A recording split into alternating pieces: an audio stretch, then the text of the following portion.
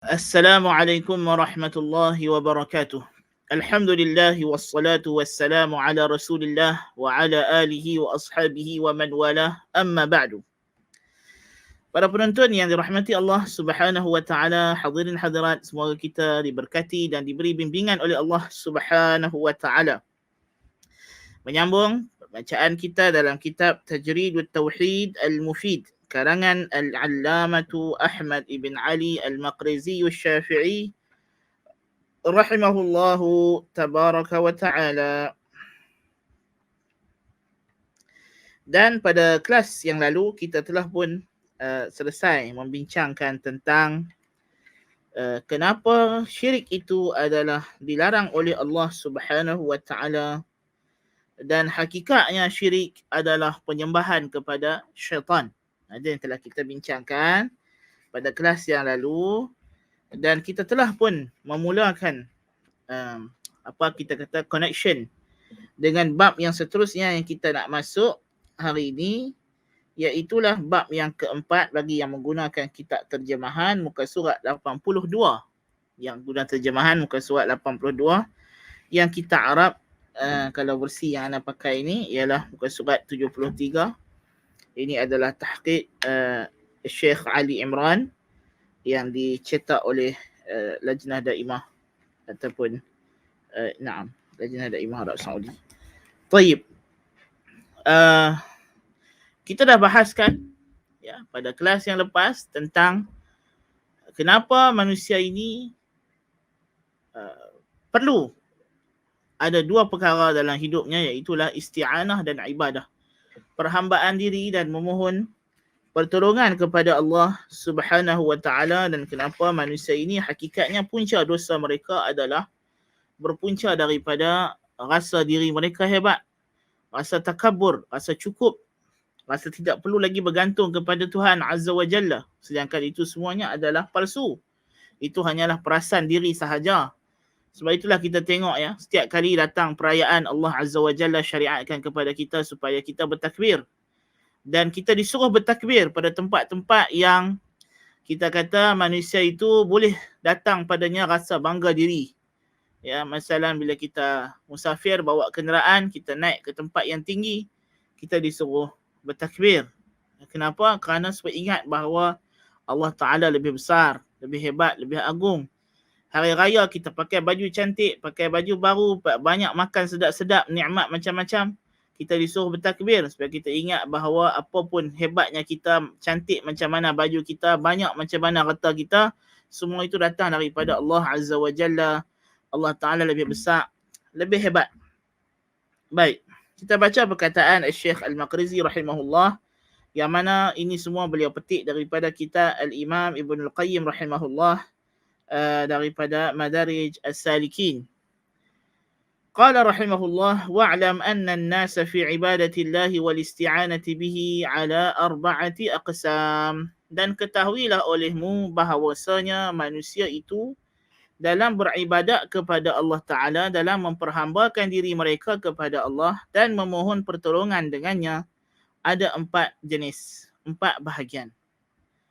Manusia ni mauqif ataupun sikap mereka terhadap ubudiyah dan isti'anah. Ini 2 perkara yang menjadi perjanjian kita dengan Allah. Kita datang turun ke dunia ini membawa satu perjanjian yang kita ulang pagi petang. Allahumma anta rabbi la ilaha illa anta khalaqtani wa ana abduka wa ana ala ahdika wa wa'dika mastata'tu a'udzu bika min syarri ma sana'tu abu'u laka bi ni'matika alayya wa abu'u bi dhanbi faghfir li fa innahu la yaghfiru dhunuba illa anta. Zikir Sayyidul Istighfar yang kita baca lepas subuh tadi dan yang kita akan baca lagi saat lagi lepas maghrib insya-Allah taala. Apa dia yang kita kata wa ana ala ahdika wa wa'dika mastata'tu? Apa dia ahdika wa wa'dika? Apa dia perjanjian, kontrak antara kita dengan Allah? Kata para ulama, itulah dia yang kita ulang dalam semayang kita. Iyyaka na'budu wa iyyaka nasta'in. Bila kita sebut iyyaka na'budu wa iyyaka nasta'in, Allah Ta'ala jawab, hadza baini wa baina 'abdi wa li 'abdi ma sa'al. Ini perjanjian antaraku dengan hamba-Ku, dan bagi hamba-Ku apa yang diminta. Itu dia perjanjian, kontrak kita dengan Allah Ta'ala. Yang kita dikeluarkan ke dunia ini dengan janji daripada Allah. Wa idh akhadha rabbuka min bani adama min zuhurihim dhurriyyatahum wa ashhadahum ala anfusihim alastu bi rabbikum qalu bala syahidna. Dan ingatlah ketika mana Tuhanmu mengambil perjanjian daripada anak-anak Adam, daripada tulang sulbi bapa mereka Adam alaihissalam, kita dikeluarkan oleh Allah Azza wa Jalla. Dan Tuhan bertanya kepada kita, alastu bi rabbikum, bukankah aku ini Tuhan kamu? Makna kita kena dengar cakap dia, kena jauhi larangan dia, kena iktiraf dia sebagai satu-satunya tempat kita bergantung pengharapan kita. Kita takut kepada dia, kita cintakan sepenuh jiwa raga kita akan dia. Alastu bi rabbikum, Tuhan kata kepada kita, kita semua jawab qalu bala. Kita semua jawab kepada Allah, bahkan kamulah Tuhan kami. Kamulah Tuhan kami. Syahidna, kami semua bersaksi akan perkara ini. Inilah dia perjanjian. Ya, perjanjian kita dengan Allah Taala. Sebab tu Nabi SAW kata, al-ahdu alladhi bainana wa bainahum as-salah, faman tarakaha faqad kafara jihara. Perjanjian antara kita dengan mereka itu ialah salat. Siapa tinggal salat, kafir terang-terangan. Nas'alullah al-afiyah. Jadi perjanjian kita adalah kita akan mengabdikan diri kita hanya kepada Allah. Itu satu. Dan yang kedua, kita tidak ada tuan tempat kita memohon pertolongan, memohon segala hajat, meletakkan segala harapan, bertawakal, melainkan kepada Allah. Yang dihimpunkan dalam firman Allah, yang Allah Ta'ala suruh kita ulang setiap hari, iyyaka na'budu wa iyyaka nasta'in. Hanya kepadamu sahaja ya Allah kami memperhambakan diri, dan hanya kepadamu sahaja ya Allah kami memohon pertolongan dan bantuan. Allah Ta'ala berfirman, ya ayyuhalladzina amanu ista'inu bis-sabri was-salah innallaha ma'as sabirin. Wahai orang yang beriman, mohonlah kamu bantuan kepada Allah dengan mengerjakan salat dan bersabar. Sesungguhnya Allah bersama orang yang sabar. Ini kita dah bincangkan tafsirannya dalam kelas hari Rabu. Alhamdulillah. Ya. Jadi isti'anah dan ibadah, dua benda yang tak boleh terpisah. Jadi manusia dalam menghadapi perkara ini, dalam menyempurnakan janji mereka, kontrak mereka dengan Allah Ta'ala ini, ada 4 golongan. Apa dia? Ajalluha wa afdaluha. Yang paling terbaik, yang paling afdal, golongan yang terbaik, yang utama sekali, ialah ahlul ibadati wal isti'anati billahi alaiha. Ialah golongan yang menyempurnakan kontrak ini. Macam mana dia menyempurnakan kontrak ini? Mereka beribadah kepada Allah Subhanahu wa Ta'ala, dan mereka memohon pertolongan kepada Allah untuk mengerjakan ibadah tersebut. Mereka tidak perasan diri mereka, ibadah itu datang daripada mereka. Bahkan mereka melihat mereka dibantu oleh Allah. Kita tak mampu nak buat ibadah, melainkan Allah yang bagi taufik kepada kita. Kurniaan daripada Allah. Sebab itulah bila kita dengar azan, hayya 'alas salah, hayya 'alas salah, marilah mengerjakan salat. Apa kita kena jawab? La haula wa la quwwata illa billah. Tidak adalah keupayaan untuk diriku ini, wahai Allah, untuk bangkit daripada tempat aku ini, nak berubah tempat, nak pergi salat. Dan tidak adalah kekuatan bagiku ini untuk mengangkat takbir, untuk melakukan gerak-geri salat ini, melainkan dengan bantuanmu jua, ya Allah. Kita minta tolong. Kalimah la hawla wa la quwwata illa billah ialah kalimatul isti'anah. Ucapan memohon bantuan kepada Allah. Dan Nabi SAW kata, la hawla wa la quwwata illa billah kanzun min kunuzil jannah. Itu adalah satu perbendaharaan daripada perbendaharaan syurga. Ya. Jadi sebab itulah kita disuruh untuk melaksanakan ibadah kepada Allah dengan kita memohon pertolongan kepada Allah.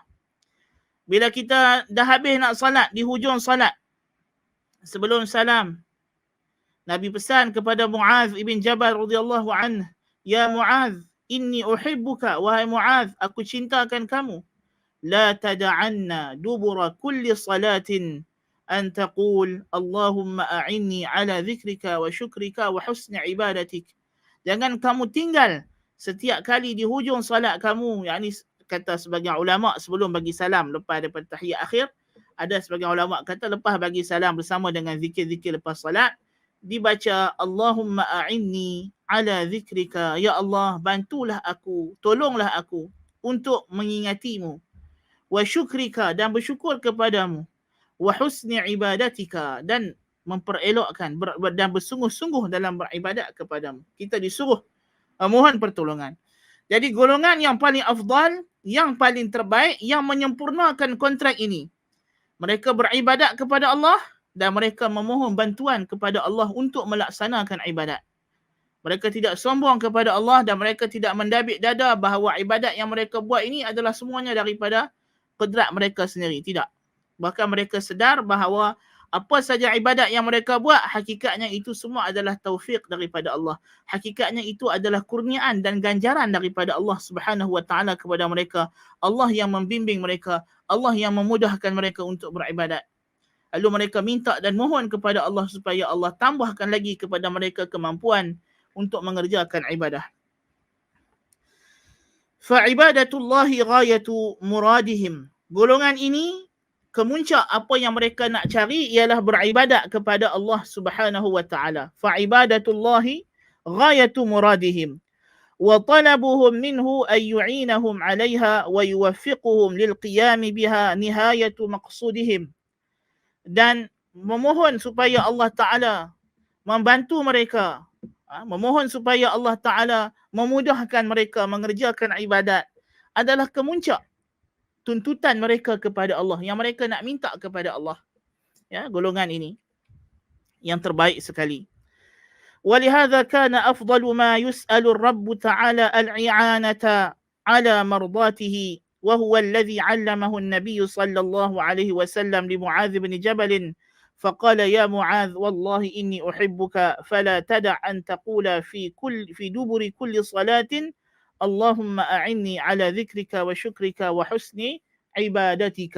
Macam yang kita dah baca hadis tadi, Syekh datangkan hadis yang sama yang kita sebut tadi. Ya, jadi oleh sebab itulah perkara yang paling afdal yang kita minta kepada Allah ialah memohon pertolongan untuk kita melaksanakan perkara-perkara yang menjadi keredaannya, yang dia suka, yang dia cinta. Minta supaya Allah memberikan kita bimbingan taufik, membawa kita supaya kita senantiasa di dalam redanya, mengerjakan apa yang dia suruh, meninggalkan apa jua yang dia larang. Ini adalah permohonan doa yang paling afdal yang Nabi pesan. Jangan tinggal setiap kali lepas salat. La tada'anna, la tada' dubura kulli salah. Jangan kamu tinggal setiap kali di hujung salat.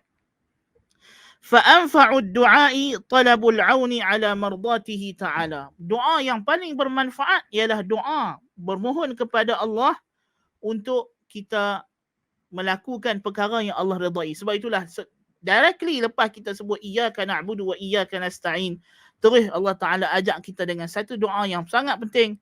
Ihdinas siratal mustaqim, siratal ladzina an'amta 'alaihim ghairil maghdubi 'alaihim waladdallin. Amin. Bimbinglah kami, permudahkanlah kami ke jalan yang lurus. Itulah permohonan kita. Itulah isti'anah. Ihdinas siratal mustaqim itu ialah isti'anah. Mohon bantuan kepada Allah. Mohon bantuan apa? Mohon bantuan untuk melakukan ibadat kepada Allah. Dan mohon bantuan supaya Allah lindung kita, Allah jauhkan kita daripada kesesatan. Sebab itulah doa ar-rasikhuna fil ilmi dalam surah Ali Imran. ربنا لا تزغ قلوبنا بعد إذ هديتنا وهب لنا من لدنك رحمة إنك أنت الوهاب. Wahai Tuhan kami, jangan engkau pesongkan hati kami setelah mana engkau bimbing kami dengan kebenaran.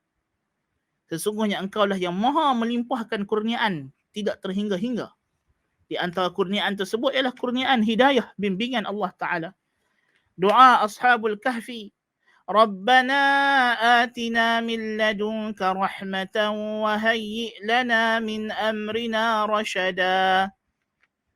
Bila mereka dah diseksa, nak lari, nak selamatkan akidah mereka, tauhid mereka, mereka berdoa, wahai Tuhan kami, berilah kepada kami belah kasihan-Mu dan sediakanlah untuk kami, bagi urusan kami ini bimbingan-Mu, ya Allah. Itu yang kita nak minta. Sebab itu doa yang Nabi ajak, Allahumma alhimni rushdi waqini syarra nafsi.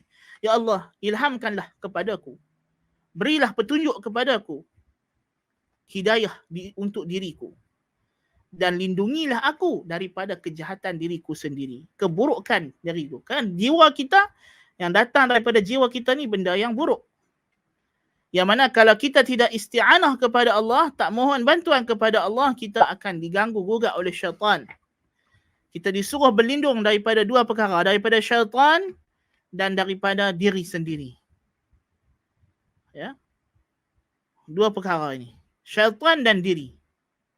Kerana syaitan telah buat perjanjian dengan Allah Azza wa Jal, la ughwiyannahum ajma'in, aku akan sesatkan mereka semua.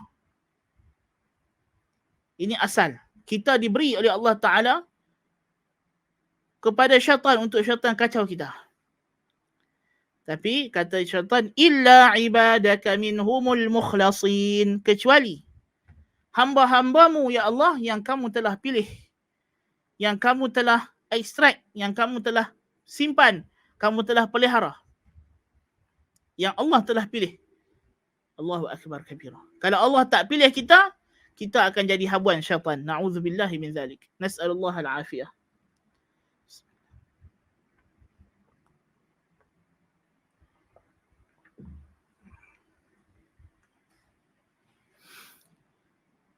Tayyib.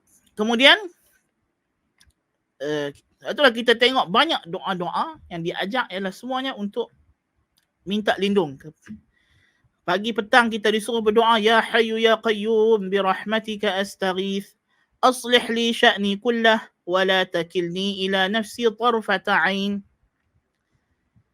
Wahai hayyu qayyum, elokkanlah segala urusan diriku, dan jangan engkau biarkan aku kepada diriku sendiri, wala takilni ila nafsi tarfata ain, walaupun sekedip mata, walaupun sekedip mata. Allahumma alimul ghaibi wasyahada fatiras samawati wal ard rabb kulli syai'in wa malikah ashhadu an la ilaha illa anta a'udzu bika min syarri nafsi wa syarri syaitani wa syarakih. Dua benda. Ini juga doa zikir pagi petang juga. Ya. Ya Allah, Allahumma alimul ghaibi wasyahadah, yang maha mengetahui segala yang ghaib dan yang nampak. Fatiras samawati wal ard, yang menciptakan langit dan bumi. Ashhadu an la ilaha illa anta, aku bersaksi tidak ada sembahan yang hak kecuali kamu.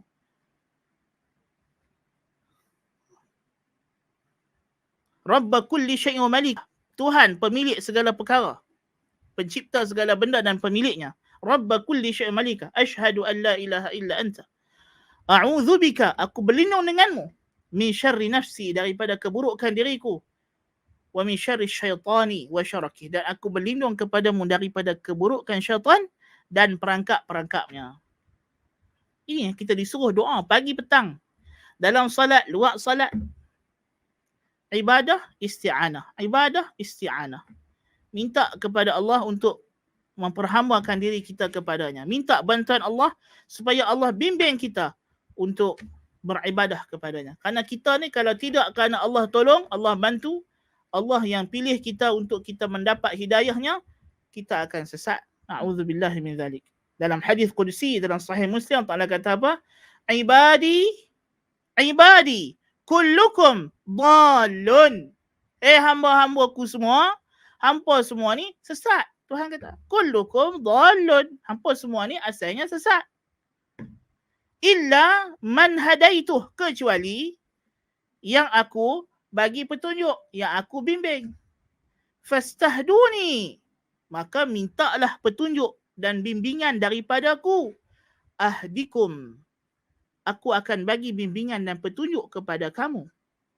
Seperti mana Allah Ta'ala kata dalam hadis itu juga, ya ibadi kullukum ja'i'un illa man at'amtuh fastat'imuni ut'imkum. Hei hambaku, hampa semua ni kebulok lapar, tak ada makanan. Kecuali orang yang aku bagi makan. Minta makan dengan aku bagi, Tuhan. Ibadi kullukum, semua kamu hai hambaku, arin, telanjang, tidak ada pakaian. Illa man kasautuh, kecuali orang yang aku bagi pakaian. Fastaksuni aksukum, mintalah pakaian dengan aku bagi pakai kat hampa. Kita tak ada apa. Kita bukan ada milik apa-apa. Kita tidak memiliki kewujudan kita. Wujud kita ni pun Allah Ta'ala yang bagi, Allah Ta'ala yang cipta. Semua benda mai daripada Allah Ta'ala. Kalau Tuhan tak bagi, kita tak ada apa. So kita kena minta dengan Allah Ta'ala pasal dia Tuhan kita. Kita hamba. Hamba tidak memiliki apa-apa kecuali apa yang Tuhan dia bagi. Kalau dia nak, dia kena minta dengan Tuhan dia. Tapi Alhamdulillah, kita bukan macam hamba kepada makhluk manusia. Kita hamba kepada Tuhan yang sifatnya Ar-Rahman Ar-Rahim. Yang sifatnya asal bagi dirinya adalah belas kasihan, simpati. Yang dia telah tetapkan pada dirinya. Lamma qadallahu al-khalqa kataba fi kitabin wa huwa mawdu'un 'indahu fawqa al-'arsh inna rahmati sabaqat ghadabi. Bila Allah telah ciptakan alam ini, Allah tulis satu ketetapan dalam satu tulisan yang dia letak di sisinya di atas arash. Sesungguhnya rahmatku mendahului murkaku. Ini Tuhan kita. Kita adalah hamba kepada Tuhan yang ini sifatnya Ar-Rahman Ar-Rahim. Ya. Maka kita jangan segan silu nak minta. Minta. Dan benda yang paling afdal kita minta ialah kita nak jadi hamba dia yang terbaik. Kerana kita ini, kesempurnaan kita ialah pada menjadi hamba Allah.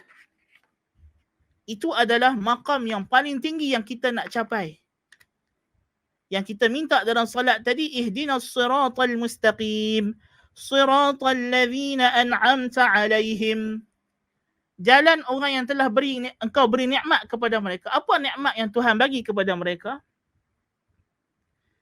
Ni'matul ubudiyah. Nikmat memperhambakan diri kepada Allah. Yang Allah sebut dalam surah An-Nisa, faulaika ma'al ladzina an'ama Allahu 'alaihim minan nabiyyin was-siddiqin wasyuhada'i was-salihin wa hasuna ulaika rafiqa. Siapa yang dapat nikmat ini? Iaitulah an-nabiyyin, para anbiya. Siapa para anbiya? Para anbiya adalah akmalun nasi ubudiyatan lillah. Manusia yang paling sempurna ibadat mereka kepada Allah. Itulah dia anbiya. Ya Allah panggil mereka dengan panggilan yang cukup hebat. Apa dia panggilan tersebut? Abdi. Abdi, hambaku. Panggilan hambaku. Inilah panggilan yang kita nak dengar Tuhan kita panggil kita. Hambaku. Ya. Allah Ta'ala panggil Nabi kita Muhammad sallallahu alaihi wasallam, sebut dia dengan pujian yang teragung, iaitu dengan menamakan Nabi kita Muhammad sallallahu alaihi wasallam sebagai hamba kami dan hambaku. Alhamdulillahilladzi anzala ala 'abdihi al-kitaba wa lam yaj'al lahu 'iwaja. Segala puji bagi Allah yang telah menurunkan kepada hambanya kitab. Lalu dia tidak jadikan dalam kitab itu sebarang bengkak-bengkok. Qayyiman liyunzira ba'san syadida.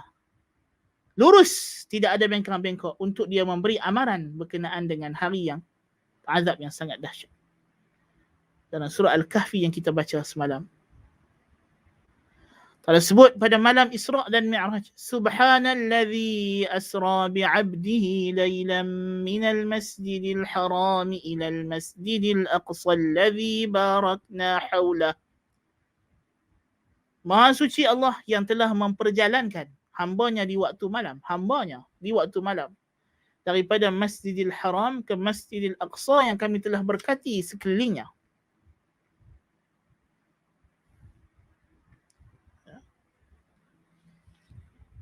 Apabila Nabi SAW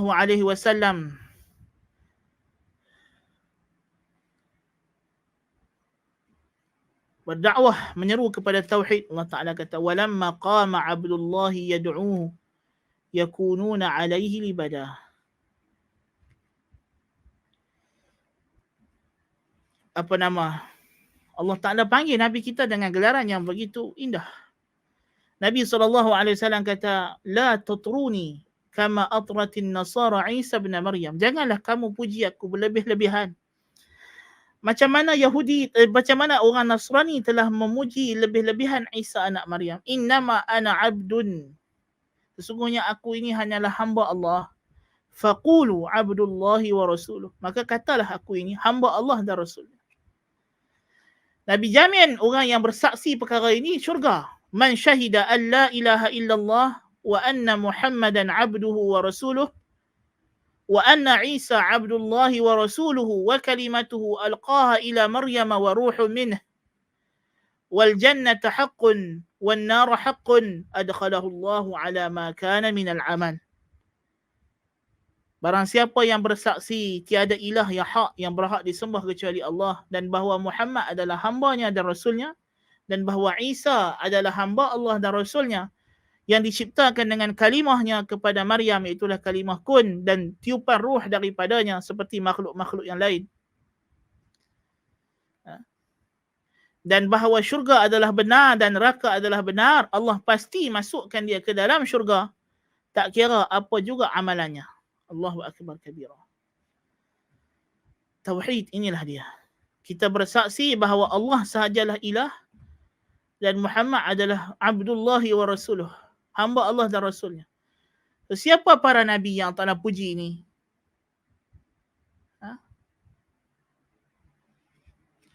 Mereka ialah ulaika alladhina hadallah fabihudahu muqtadih. Allah kata mereka itulah, para anbiya itulah yang Allah telah beri hidayah bimbingan. Hidayah kepada apa? Walladzina jahadu fina lanahdiyannahum subulana. Jalan ketaatan dan perhambaan diri kepada Allah Ta'ala. Itulah hidayah yang Allah bagi kepada mereka, kepada para anbiya. Wa yad'unana raghaban wa rahaba wa kanu lana khashi'in. Adalah para anbiya itu Allah sifatkan yad'unana raghaban wa rahaba. Mereka berdoa, beribadat kepada kami dengan penuh kegemaran dan penuh kegerunan. Wa kanu lana khashi'in, dan mereka sentiasa tunduk dan patuh kepada kami. Itulah dia maqam ubudiyah. Jadi kita nak bersama dengan para anbiya yang telah menyempurnakan maqam ubudiyah. Was-siddiqin, dan para siddiqin. Siapa siddiqin? Abu Bakar As-Siddiq radhiyallahu anhu sebagai misal. Siapa dia? Orang yang paling afdal dalam ibadat kepada Allah selepas para nabi. Inilah siddiqin. Ya. Maryam binti Imran wa ummuhu kanat siddiqah. Ibunya adalah siddiqah, yang sentiasa membenarkan apa sahaja yang datang daripada Allah Azza wa Jalla. Ya Maryam qunuti li rabbiki wasjudi warka'i ma'ar raki'in. Wahai Maryam, sentiasalah kamu taat kepada Tuhan kamu dan sujudlah dan rukuklah kamu bersama orang yang rukuk. Itu perintah Tuhan kepada Maryam alaihissalam radhiyallahu anha, ibunda Nabi Isa alaihissalam, wanita pilihan Tuhan. Ya Maryam inna Allah astafaki wa tahharaki wa astafaki ala nisa'il alamin. Sebelumnya Tuhan kata kepada dia, wahai Maryam, sesungguhnya Allah telah memilih kamu. Inna Allah astafaki wa tahharaki, dan telah menyucikan kamu daripada sebarang kekotoran. Wastafaki ala nisa'il alamin, dan telah memilih kamu antara semua wanita-wanita sealam ini untuk menjadi mukjizat Allah Ta'ala. Apa dia mukjizat tersebut? Melahirkan manusia tanpa bapa.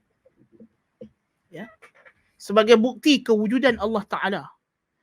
Bukti kewujudan Allah Azza wa Jalla. Kerana manusia ini, dia kena sentiasa diperingatkan bahawa dia ada Tuhan yang menentukan kejadian alam. Bukan kita yang kontrol alam ini, macam kita dah sebut sebelum ini. Sebab itulah mukjizat para anbiya datang untuk bagi tahu kepada kita apa dia? Alam ni ada Tuhan yang mengawal kejadiannya. Sebab itulah mukjizat, bentuk mukjizat yang diberi kepada para anbiya ialah perkara-perkara yang mencarikan adat. Perkara-perkara yang berlaku di luar daripada peraturan alam yang biasa. Kerana manusia, bila dia belajar tentang alam dan dia tahu cara-cara alam ini berfungsi, dia akan jadi sombong dan dia rasa dia sudah mengawal alam. Seperti Firaun. Seperti Qarun. Kenapa Firaun sombong? Pasal dia ingat dia sudah tahu macam-macam ilmu, lalu dia boleh kawal alam. Pasal apa Qarun sombong? Sebab dia ingat dia sudah pandai berniaga, boleh buat kereta, banyak duit, dia sudah boleh kawal kejadian alam. Dia kawal rezeki dia sendiri. Na'udzubillahi min zalik. Sebab itulah manusia ini mesti diperingatkan. Dengan apa? Pertama, mukjizat. Yang kedua, musibah. Mukjizah dan musibah. Sebab itulah para anbiya datang bawa dua benda ini. Ya. Mereka bawa mukjizat. Kemudian jikalau orang yang menentang mereka masih lagi tidak mau tunduk, mereka akan, Allah Ta'ala akan datangkan musibah kepada pengikut mereka yang menentang dakwah Rasul, kaum yang menentang dakwah Rasul. Ya.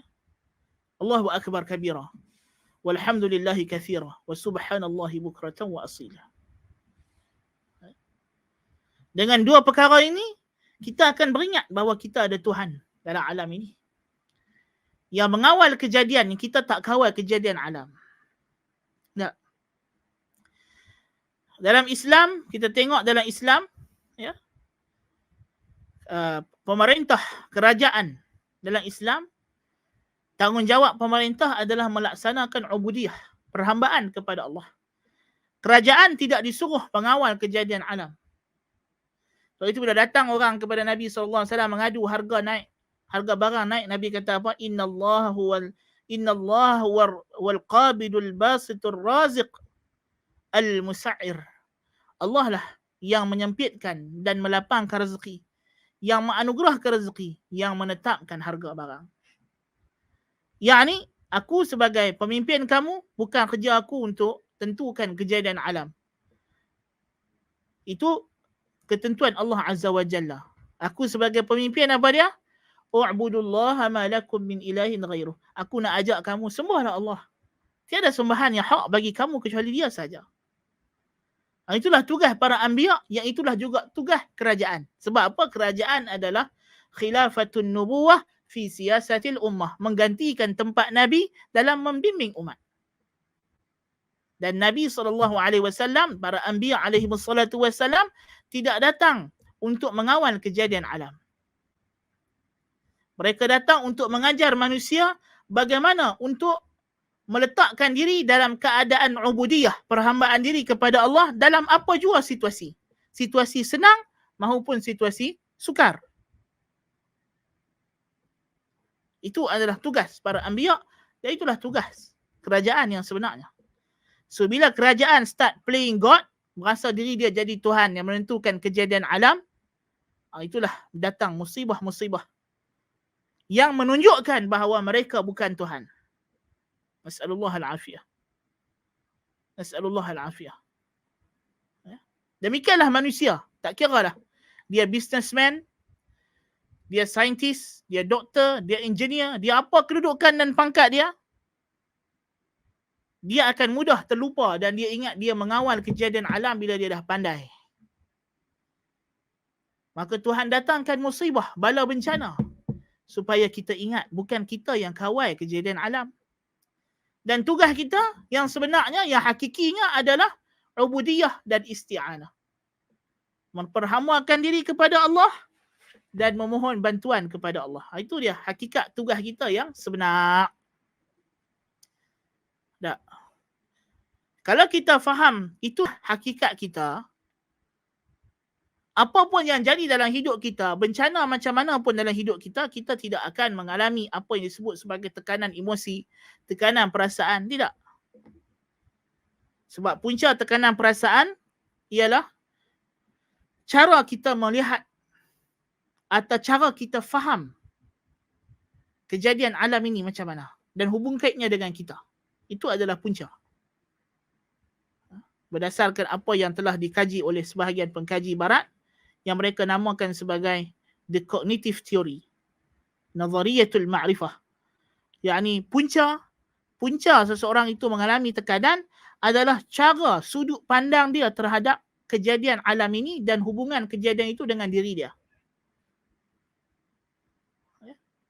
So inilah perkara yang nak dibetulkan, dan perkara ini kita hanya boleh betulkan kalau kita beriman dengan qada dan qadar Allah Azza wa Jalla. Ya. Wallahu ta'ala a'lam bis-shawab. So itu golongan yang pertama yang dia bincang tadi, iaitulah berkaitan dengan golongan yang paling afdal dalam perkara ubudiyah dan isti'anah ini, yang menyempurnakan maqam tersebut. Kemudian kata musannif, wa yuqabilu haula'i al-qismu ats-tsani al-mu'riduna 'an ibadatihi wal isti'anati bihi fala ibadata lahum wala isti'anata bal in sa'alahu ta'ala ahaduhum wasta'ana bihi fa'ala hududhihi wa syahawatihi. Golongan yang kedua, golongan yang berpaling daripada beribadat kepada Allah dan beristi'anah kepadanya. Mereka tidak beribadat dan tidak memohon bantuan kepada Allah untuk beribadat. Kalaupun ada mereka minta sesuatu kepada Allah, yang mereka minta hanyalah habuan-habuan pemuas syahwat mereka sahaja. Wallahu subhanahu wa ta'ala yas'aluhu man fis samawati wa man fil ard wa yas'aluhu awliya'uhu wa a'da'uhu fayumiddu ha'ula'i wa ha'ula'. Dan Allah subhanahu wa ta'ala tidak mesti diminta oleh seluruh makhluknya. Semua makhluk minta kepada Allah di langit dan di bumi. Sama ada hamba-hambanya yang taat maupun musuh-musuhnya, semua minta kepada Allah. Tidak. Sama ada dia sedang atau dia tak sedang, semua orang minta hajat mereka kepada Allah. Lalu Allah beri kepada mereka ini wali-walinya, dan Allah beri juga kepada musuh-musuhnya benda-benda yang dia nak bagi kepada mereka. Ya. Wa abghadu khalqihi ilaihi iblisu wa ma'a hadha ajaba su'alahu wa qada hajatahu wa matta'ahu biha. Makhluk yang paling Tuhan benci, Iblis laknatullahi alaih. Tuhan terima permintaan dia untuk dipanjangkan usia dia dan diberikan dia kekuasaan untuk menyesatkan manusia. Tuhan bagi kepada dia. Walaupun yang minta tu musuh dia, Tuhan perkenankan. Walakin lamma lam takun aunan ala mardatihi kanat ziyadatan fi shiqwatihi wa bu'dihi. Tetapi apabila yang dia minta itu adalah bukan perkara yang Tuhan redha, itu menjadikan apa yang dia dapat adalah sebagai pertambahan kepada kecelakaannya dan kemusnahannya di sisi Allah Azza wa Jalla. So ada orang minta kepada Allah benda-benda yang Allah Ta'ala tak redha, benda-benda yang Allah tak suka. Dia berniaga benda yang haram, berniaga benda yang Allah Ta'ala tak halalkan. Tapi dia minta kepada Tuhan, ya Allah, berilah bisnes aku maju, berilah aku limpahan kaya lagi, duit aku bertambah, rumah aku bertambah. Sedangkan dia buat bisnes yang tidak halal.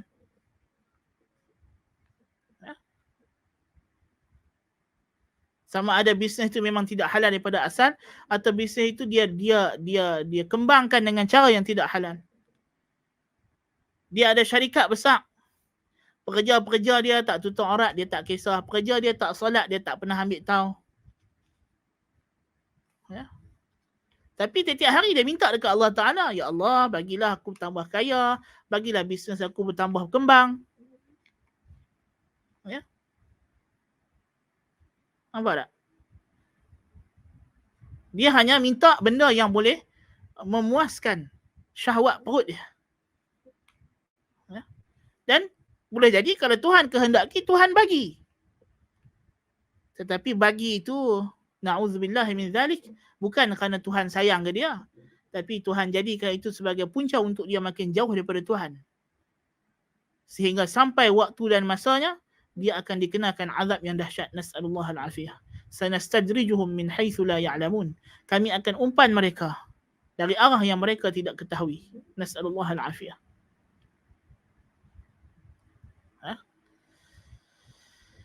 Allahul musta'an. وهكذا كل من سأله تعالى واستعان به على ما لم يكن عونا له على طاعته كان سؤاله مبعدا له عن الله. Demikianlah sesiapa pun yang sama macam iblis, minta benda yang Allah Ta'ala tak redha, yang tidak menjadi pembantu dia untuk mentaati Allah, hakikatnya apa yang dia dapat itu hanyalah akan menjauhkan dirinya daripada Allah Azza wa Jalla. Semakin jauh dia, semakin sesat dia. Nas'alullah al-afiyah. فليتدبر العاقل هذا وليعلم أن إجابة الله لسؤال بعض السائلين ليست لكرامته عليه، بل قد يسأله عبده الحاجة فيقضيها له وفيها هلاكه، ويكون منعه منها حماية له وصيانة، والمعصوم من عصمه الله، والإنسان على نفسه بصيرة. Hendaklah orang yang berakal merenung dalam perkara ini, kata Syekh Ibn Qayyim rahimahullah, yang dipetik perkataannya ini oleh Al-Allamah Ahmad ibn Ali Al-Maqrizi rahimahullah. Berarti renung baik-baik dalam orang yang berakal, ya. Dan ketahuilah bahawa perkenannya akan Allah Ta'ala kepada permohonan sebahagian makhluknya bukan kerana kemuliaan orang tersebut, bukan kerana Allah suka kepadanya, tetapi boleh jadi apa yang hamba itu minta, lalu Allah beri hajatnya tersebut, sedangkan apa yang Allah beri itu terkandung padanya kemusnahan dan kecelakaan si hamba tadi, dan tidak memberi benda tersebut terdapat padanya perlindungan kepada hamba tadi, tapi Allah bagi pasal Allah dah benci kepada dia. Jadi walaupun benda yang dia minta itu adalah benda yang bahaya untuk diri dia, Tuhan bagi juga. Ada orang mukmin yang beriman, yang Tuhan sayang, Tuhan cinta, dia minta kepada Allah benda, tapi Tuhan tak bagi. Pasal apa? Tuhan tahu kalau dia dapat benda tersebut membahayakan dirinya, maka Tuhan telah memperkenankan doanya dengan Tuhan melindungi dia daripada mara bahaya. Ya, orang mukmin bila berdoa tidak lari daripada 3 perkara. Sama ada dia dapat apa yang dia nak, yang dia minta spesifik Tuhan bagi, kalau benda tersebut memang dia layak dan ada padanya kebaikan, atau Allah Ta'ala tak bagi tapi Allah jadikan doanya itu sebab untuk perlindungan daripada mara bahaya, kerana hakikatnya benda yang dia minta itu adalah bahaya untuk dirinya, lalu Allah tak bagi. Itu juga satu bentuk ijabah, satu bentuk perkenan doa. Kita sekarang tak faham. Kita ingat perkenan doa tu ialah kita dapat sebiji macam yang kita minta. Salah. Tugas kita berdoa, bukan tugas kita untuk memperkenankan. Kita hamba, Tuhan kita yang tahu nak bagi macam mana. Kita boleh minta, tapi belum tentu apa yang kita minta itu sesuai dengan kita. Tuhan kita lebih tahu. Macam kita pergi dekat doktor lah. Kita habaq, saya sakit macam ni, kita pun habaq, saya nak ubat gini-gini lah. Doktor pun cek. Tapi pakcik, ubat yang pakcik minta saya tak boleh bagi, saya kena bagi ubat jenis lain. Doktor yang tahu, bukan kita. Kita boleh lah teringin nak ubat ni. Kita rasa nak senang. Tengok-tengok doktor kata tak boleh pakcik, ubat tak jadi, pakcik kena buat operation. Last sekali keputusan dia di tangan doktor. Kita nak hak susah, tapi doktor. Ada orang dia kata doktor saya nak buat operation lah rasa. Doktor kata tak payah, cik makan ubat lega lah. Kan? Tak semua. Walillahil mathalul a'la. Allah Ta'ala lebih hebat, lebih tahu. Tak? Dia lagi tahu apa yang patut kita dapat. Ataupun Tuhan simpan jadikan itu sebagai ganjarannya di akhirat. Tuhan ganti pemberian itu dia dapat di akhirat, bukan di dunia. Tapi pasti orang yang berdoa pasti Allah Ta'ala perkenankan. Tapi cara perkenankan itu macam mana? Itu macam kita sebut tadi. Ya? Dan orang yang terpelihara itu siapa yang dipelihara oleh Allah, dan manusia itu semuanya pakat tahu masing-masing diri sendiri macam mana. Hakikatnya kita tahu benda yang kita minta tu untuk apa. Adakah kita minta tu sebab kita memang nak buat bakti kepada agama Allah, atau kita just nak dapat benda tu untuk syahwat dan puas nafsu kita? Kita sendiri tahu. masa kita minta, ya Allah bagilah aku jadi orang kaya, kita tahu sebenarnya kita nak kaya tu untuk apa. Dan Allah lebih mengetahui. Orang lain yang dengar, orang tak tahu. Tapi kita minta dalam hati kita tahu. Pasal apa nak jadi kaya? Kita di mulut kita boleh habaq dekat orang lain lah. Aku jadi kaya ni bukan sebab apa, aku nak sedekah banyak, aku nak sekian-sekian. Tapi Allah maha mengetahui isi hati kita. Allah lebih tahu apa yang kita akan buat kalau kita jadi kaya. Ya? Allah lebih tahu apa yang kita akan buat kalau kita sihat. Ya? Allah lebih tahu. Kita jangan mendabik dada. Kita tak tahu apa yang kita akan buat kalau kita dapat nikmat. Keadaan yang Tuhan dah bagi kepada kita sekarang, redalah dan berpadalah dengan apa yang ada. Ya? Dan sebab itulah kita lebih elok kalau kita berdoa, kita serahkan benda tersebut kepada Allah. Lepas tu kita diajak doa dengan doa yang umum, yang mana kita menyerah diri kepada Allah. Rabbana, wahai Tuhan kami, atina, beri kepada kami. Beri apa? Fid dunya hasanah. Di dunia ni kebaikan. Hasanah nakirah. Nakirah maknanya umum. Tak kira lah apa bentuk kebaikan. Tak spesifik. Pasal apa? Pasal kita serah kepada Allah Ta'ala yang akan spesifikkan benda tersebut untuk kita. Wa fil akhirati hasanah. Dan di akhirat kebaikan. Segala-galanya yang baik. Umum. Wa qina azaban nar. Allahumma inni as'aluka minal khairi kullihi. Ajilihi wa ajilihi. Ma alimtu minhu wa ma lam a'lam. Ya Allah, aku minta kepadamu daripada segala jenis kebaikan. Yang cepat, yang lambat. Yang aku tahu, yang aku tak tahu. Wa a'udzubika minasyarri kullihi. Dan aku berlindung kepadamu daripada segala jenis keburukan. Ajilihi wa ajilihi. Yang segera, yang lambat. Ma alimtu minhu wa ma lam a'lam. Yang aku tahu, yang aku tak tahu. Serah ke Allah Ta'ala. Kita minta ampun pun, Allahumma ghfirli ma qaddamtu wa ma akhartu wa ma a'lantu wa ma asrartu wa ma asraftu wa ma anta a'lamu bihi minni. Ya Allah, ampunkanlah dosa aku. Apa yang aku telah buat, apa yang aku akan buat, apa yang aku buat terang-terangan, apa yang aku buat sembunyi-sembunyi, apa yang aku buat berlebih-lebihan, engkau lebih tahu. Aku serah kepada kamu, ya Allah. Anta a'lamu bihi minni. Antal muqaddimu wa antal muakhiru. La ilaha illa anta. Ini doa sebelum salam kita. Kan? Perhatilah doa kita duk baca hari-hari ni. Jangan duk baca saja macam burung kakak tua. Kita bukan kaset recording. Pasang saja. Baca, perhatilah. Faham betul-betul. Hak kita duk baca. Bagi yang baca lah. Bagi yang tak baca langsung tu, na'udzubillahi min zalik. Nas'alullah al-afiyah, kita minta lindung lah.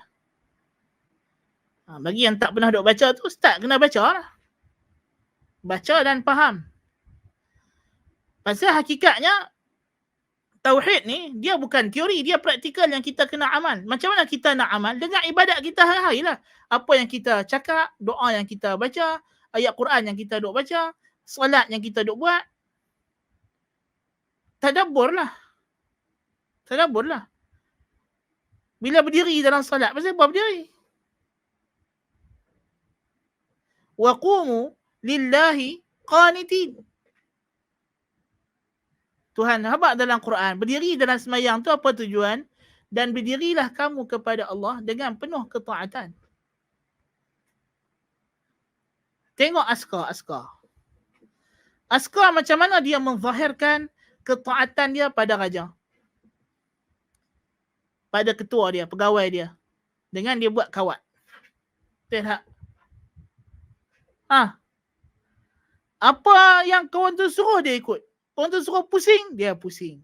Kawan tu suruh jalan, jalan. Berhenti. Laju. Pelan. Pusing kanan. Pusing kiri. Silap kena denda. Apa tujuan dia duk buat kawat tu untuk apa?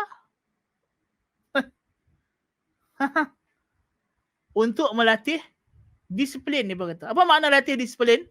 Melatih supaya kita taat kepada ketua orang tu. Kita taat dia dalam seremeh-remeh perkara. Bukan dia suruh buat apa pun. Dia suruh berdiri tegak. Dia pun berdiri tegak. Senang diri. Walaupun kita tak rasa macam nak senang diri. Rasa macam boleh lagi ni.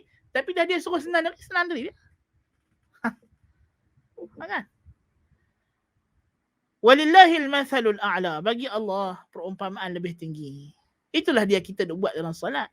Tuhan suruh berdiri, kita berdiri. Tuhan suruh tunduk, kita tunduk. Tuhan suruh sujud, kita sujud. Walaupun sujud itu menyembamkan diri kita ke tanah.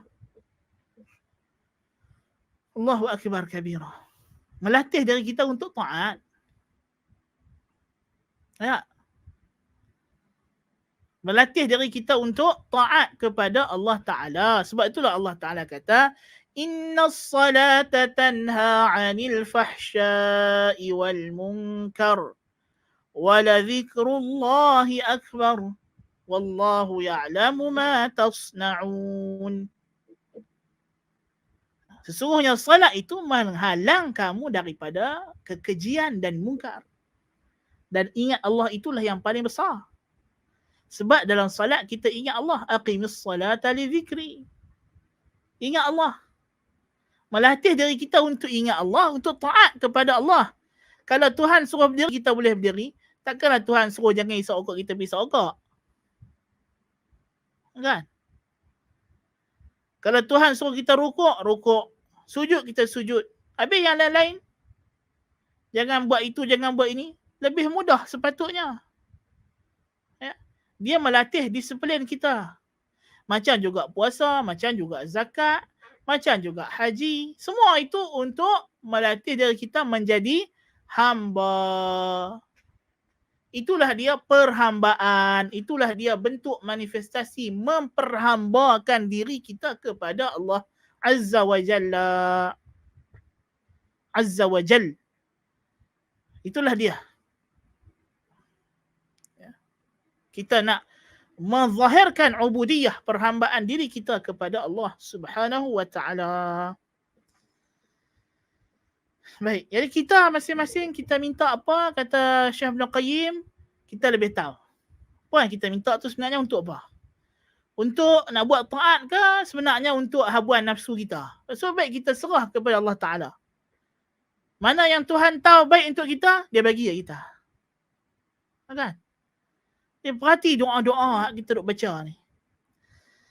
Wa alamatu hadha annaka tara man sanahu Allah min dhalika wa huwa yajhalu haqiqata al-amri idha ra'ahu subhanahu yaqdi hawaij ghairihi yusi'u dhannahu bihi ta'ala wa qalbuhu mahshuun bidhalika wa huwa la yash'ur wa amaratu dhalika hamluhu 'ala al-aqdari wa 'itabuhu fil batini laha. Macam mana kita nak kenal sebenarnya yang kita minta tu adalah kerana habuan syahwat kita sebenarnya, bukan kerana Allah. Engkau tengok orang yang Allah tak bagi benda tersebut, sedangkan dia jahil hakikat perkara ini. Bila dia melihat Allah Ta'ala bagi benda yang dia minta itu kepada orang lain minta dapat, dia tak minta tak dapat. Apa jadi? Dia akan rasa dengki. Dia akan buruk sangka kepada Tuhan. فَأَمَّا الْإِنسَانُ إِذَا مَا ابْتَلَاهُ رَبُّهُ فَأَكْرَمَهُ وَنَعَّمَهُ فَيَقُولُ رَبِّي أَكْرَمَنِ وَأَمَّا إِذَا مَا ابْتَلَاهُ فَقَدَرَ عَلَيْهِ رِزْقَهُ فَيَقُولُ رَبِّي أَهَانَنِ. Tuhan nampak dalam surah Al-Fajr. Adapun manusia itu, apabila Tuhan yang uji dia dengan cara Tuhan dia bagi dia kemuliaan, harta, fa'akramahu wa na'amahu, dan Tuhan bagi dia senang lenang, fayaqulu rabbi akraman. Tuhanku telah memuliakan aku. Tuhan aku sayang dekat aku. Dia perasan. Tetapi nanti bila Tuhan uji dia, wa amma idza mabtalahu faqadara alaihi rizqahu, Tuhan sempitkan pula rezeki dia. Faqadara alaihi rizqahu fayaqulu rabbi. Dia pun mula kata, ahanan. Tuhanku dah hina aku. Tuhan aku tak sayang kat aku. Tuhan bagi harta kat orang lain, tak bagi dekat aku. Itulah dia perangai. Itulah dia perangai manusia yang jijik, yang keji, yang kotak. Yang tidak ada hamba diri kepada Allah Ta'ala.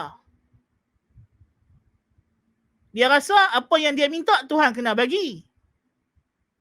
Kalau Tuhan tak bagi, Tuhan dah buat salah dekat dia. Nas'alullah al-afiyah. Hang siapa? Tuhan tu Tuhan. Dia yang punya. Benda-benda ni semua dia punya. Bukan kita punya. Dia nak bagi dekat siapa, tu dia punya kehendak lah. Bukan hang punya kehendak. Bukan hang punya. Kan? Nampak tak? Jadi tanda dia orang hak jenis macam ni, hak jenis bahaya ni, dia adalah tak ibadat kepada Allah. Kalla. Tuhan kata tidak, sama sekali tidak. Bukan macam itu cara mengukur kejadian tersebut. Tuhan kata.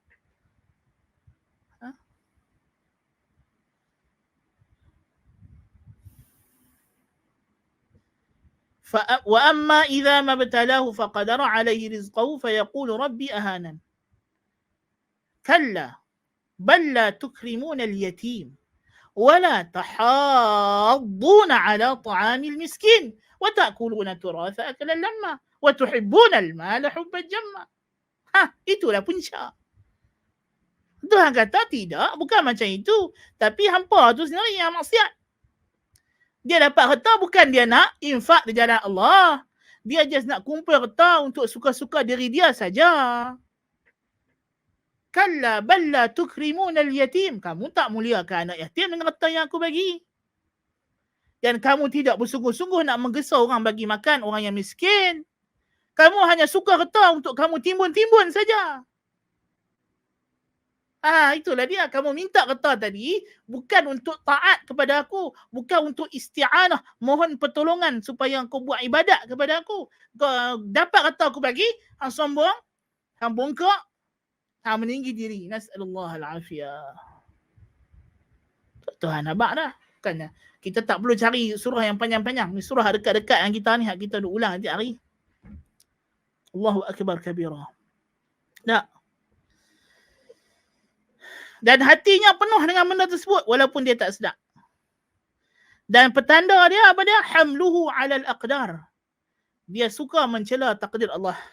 Wa 'itabuhu fil batini laha. Dan dia tak reda, tak suka dalam hati dia dengan perkara tersebut. Dia tak terima benda tersebut. Ya. ولقد كشف الله تعالى هذا المعنى غاية الكشف في قوله تعالى فأما الإنسان إذا ما ابتلاه ربه فأكرمه ونعمه فيقول ربي أكرمن وأما إذا ما ابتلاه فقدر عليه رزقه فيقول ربي أهانن. kita dah jelaskan.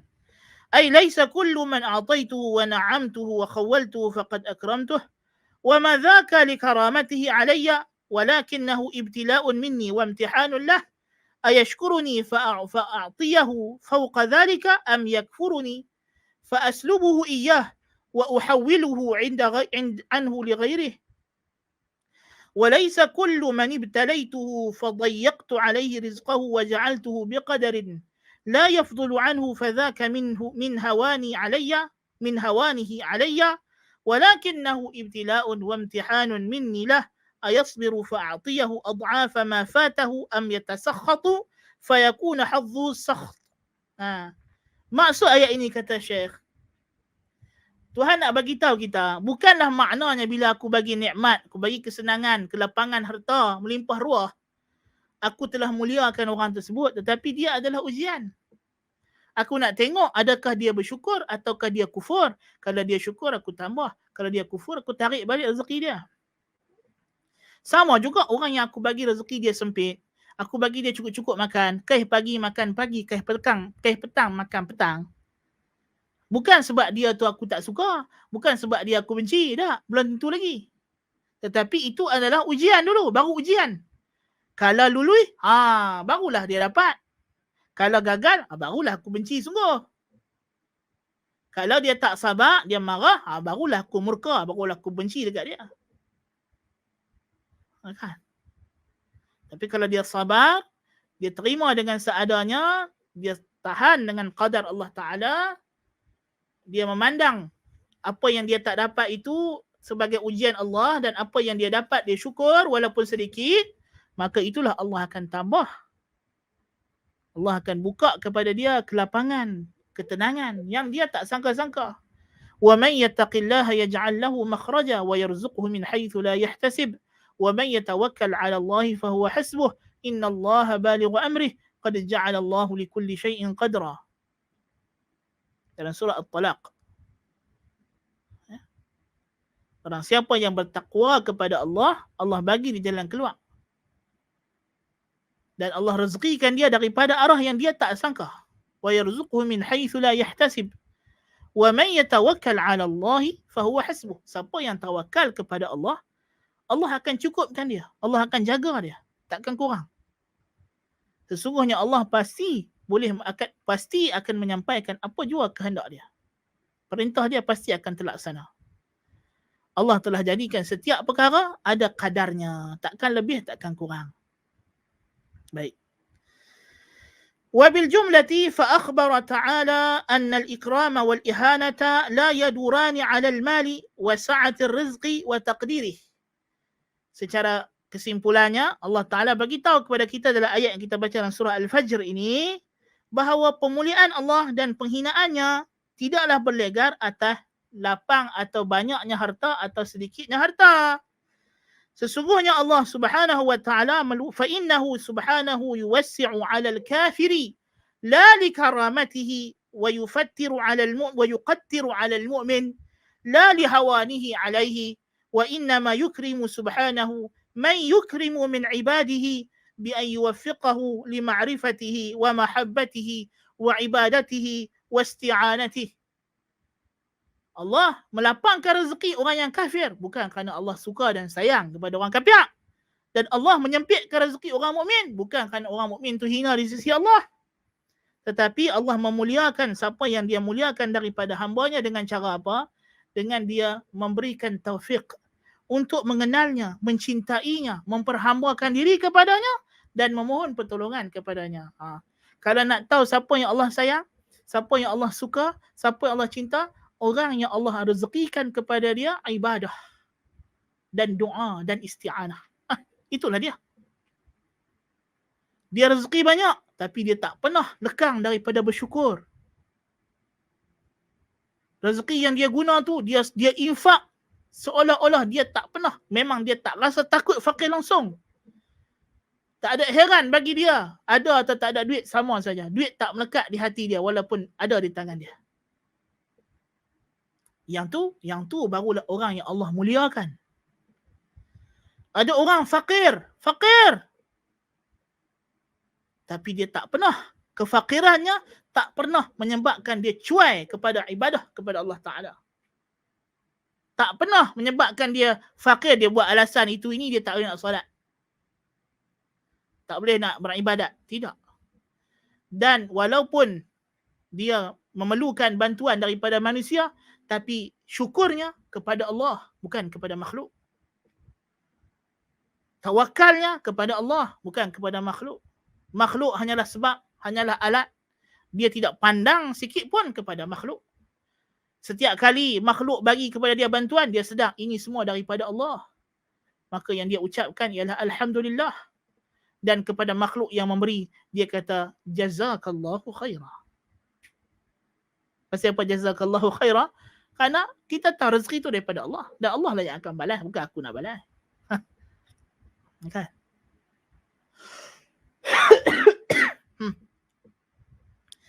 فغاية سعادة الأبد في عبادة الله والاستعانة به عليها.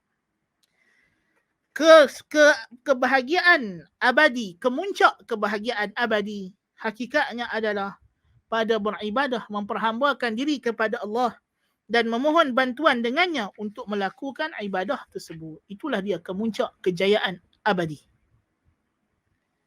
Kebahagiaan abadi, kemuncak kebahagiaan abadi ialah kalau kita menghabiskan hidup kita ini, waktu kita ini dengan ibadah, ta'abbud, perhambaan diri kepada Allah dan memohon pertolongan dengan Allah untuk melaksanakan ibadah tersebut. Nah. So ini dua golongan yang kita sebutkan.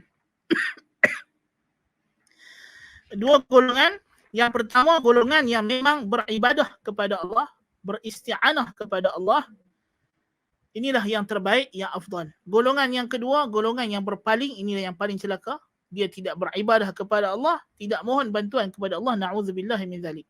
Kalau dia mohon bantuan kepada Allah, dia hanya mohon bantuan kepada Allah dalam perkara yang Allah tak redha, bahkan maksiat kepada Allah. Nas'alullah al-afiyah. Ini golongan yang kita tak mau jadi. Ada dua lagi golongan yang insya-Allah kita akan bahaskan kedudukan mereka pada perbincangan yang akan datang. Naktafi bihadzal qadar fi hadzal yawm biiznillah taala. Kalau ada soalan boleh dikemukakan biiznillah taala. Ada soalan? Tak ada soalan. أقول قولي هذا وأستغفر الله العظيم لي ولكم. سبحانك اللهم بحمدك أشهد أن لا إله إلا أنت أستغفرك وأتوب إليك. وصل اللهم على النبي محمد وعلى آله وصحبه وبارك وسلم والحمد لله رب العالمين والسلام عليكم ورحمة الله وبركاته.